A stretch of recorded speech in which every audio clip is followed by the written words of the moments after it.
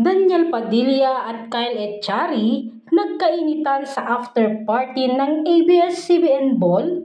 Usap-usapan ngayon sa social media ang nangyari umanong kaguluhan sa after party ng ABS-CBN Ball na ginanap sa Skybar ng Solaire Resort North sa Quezon City noong Biyernes, Abril 4. Ayon sa mga nagsisilabasang kwento, sangkot umano sa kaguluhang ito sina Daniel Padilla at Kyle Echari.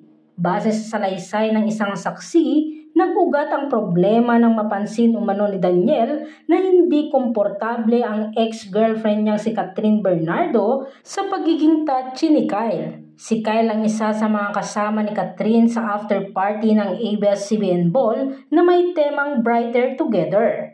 Nakumpirmang magkasama sina Catherine at Kyle sa after party dahil sa isang video na in-upload sa social media kung saan makikitang magka-holding hands na naglalakad ang dalawa. At pareho silang nakangiti at hindi nakitaan ng nakainom ang binata. Kasama ni Catherine at Kyle sina Dolly De Leon, Donnie Pangilinan at Bel Mariano.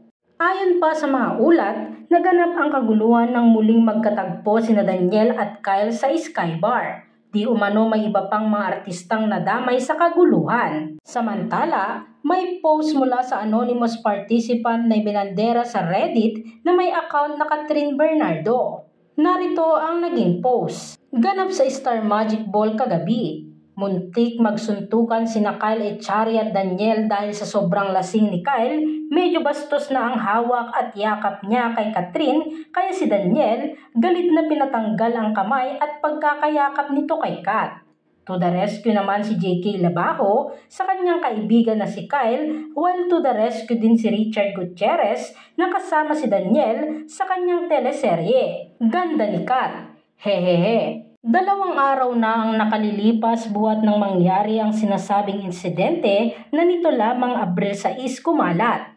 Tanging ang mga hindi artistang nakasaksi sa pangyayari ang detalyadong nagkukwento tungkol sa kanilang mga nakita kaya ito ang mainit na tinatalakay ngayon sa social media. Sa ngayon ay wala pang inilalabas ang magkabilang panig na sina Daniel Padilla at Kyle Echari tungkol nga sa kumakalat na issue. Narito naman ang ilang video clip kung saan magkahawak kamay si Kyle Echari at Catherine Bernardo kasama sina JK, Donnie, Bel, Papa P at Dolly De Leon. Panoorin natin.